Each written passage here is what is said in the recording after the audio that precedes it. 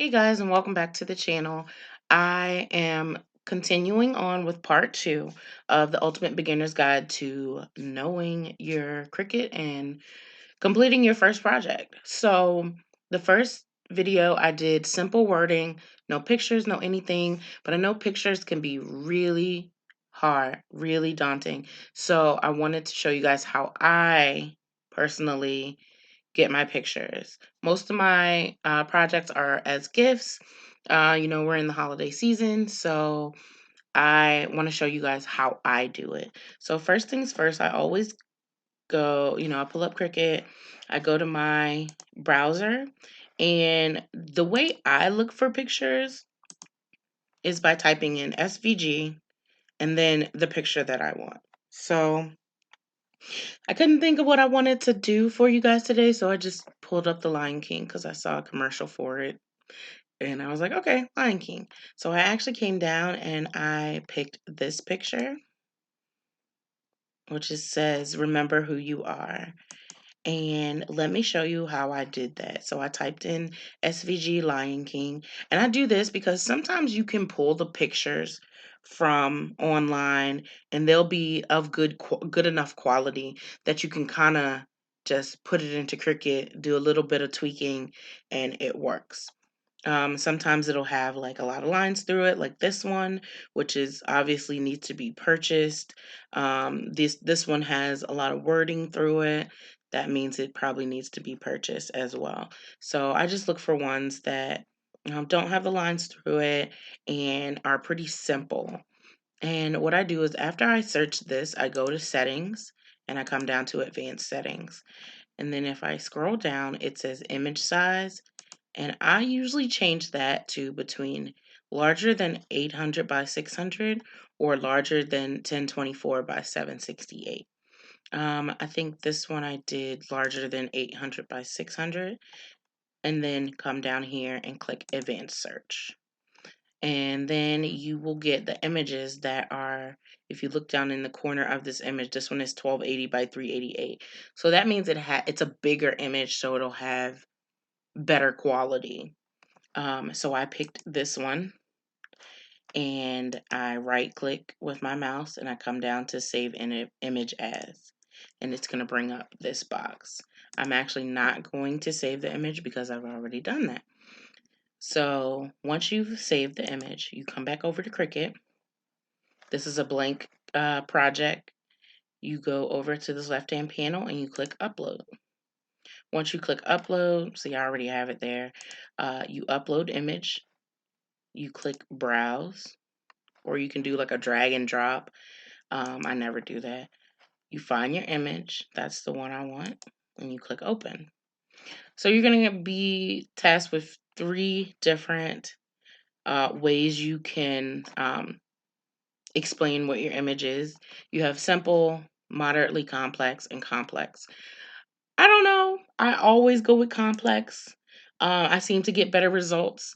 I can honestly say that I don't know the difference in the three, but I always pick complex. So there you go. So you click complex and then you click continue. Once you click continue, your image will be in this box.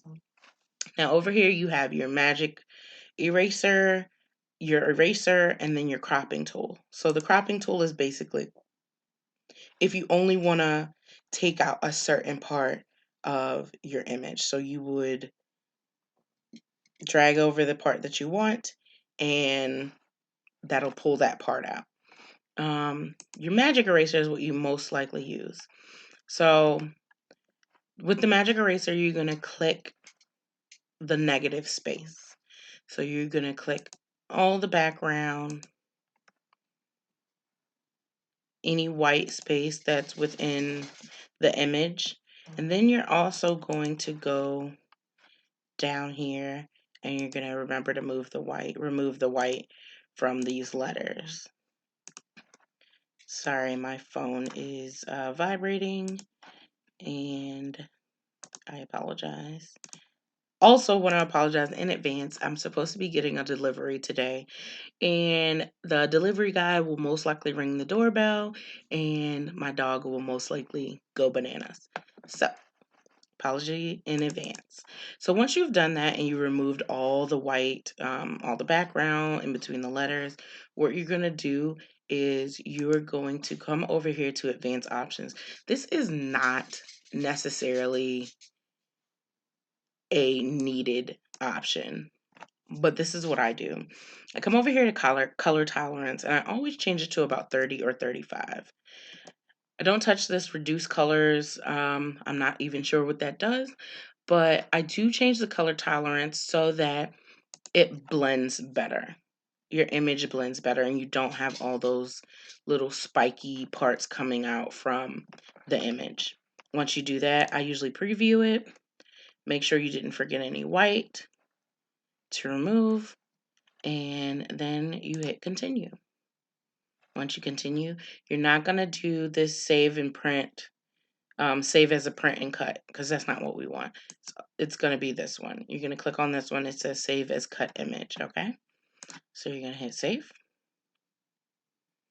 And voila. This is what we have. I'm actually going to pick this one. And once you click it, you're going to hit insert images over here.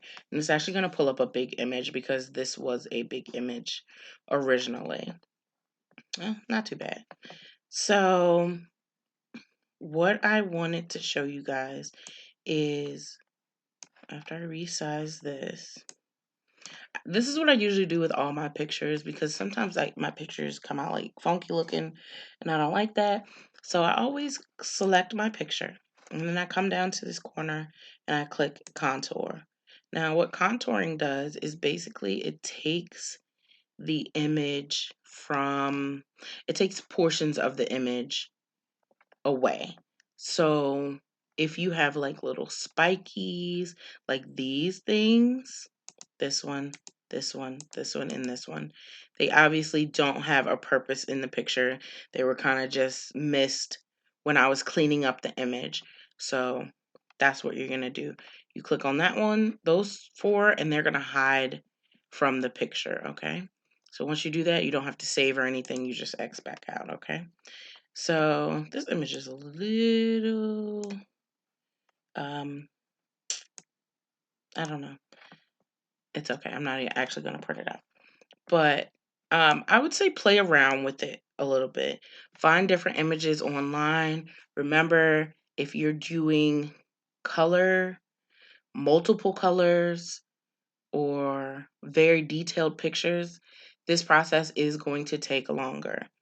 It's going to take longer because you're going to have to find a good enough quality picture that you can pull those different pieces out. Also, with layering, which we'll get into later, it is very important that you pull each color out for the specific image. So you're going to do it, what we just did, you're going to do that once for a blue. If an image has a black, a white, a gray, you're going to have to do that 4 times unless it's an SVG image. I'm all about buying SVG images if that's what you want to do. However, I'd rather find the images on my own since I'm doing them as GIFs and go from there, okay? So once you have this image, you're just going to size it to how you want it. Probably want mine a little bit smaller. I'll just put it on like an ornament or something. And you can change the color. What color is Simba? Like a tan? Yeah, I don't like that. But we're going to make them pink for right now. All right, so once you change that, then you'll be ready to cut. You're going to click make it.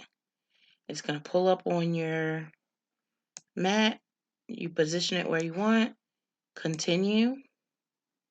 Once it connects to your device, then you'll be ready to cut. Like I said, I'm not actually going to cut this. So you are done pretty much. After you cut it, you weed out the negative space, and then you're done. All right. All right, guys, I hope that was simple enough. Let me know in the comments if you have any questions in regards to image uploads, SVGs, PNGs, things like that, and I'll answer everything. Uh, like, subscribe, and again, like I said, comment. I'm very open to communication. I'm very open to helping. I feel like we all need to come up, so I will help you guys with whatever I can. I hope you guys have a great evening and be on the lookout for the next video. Thanks. Bye.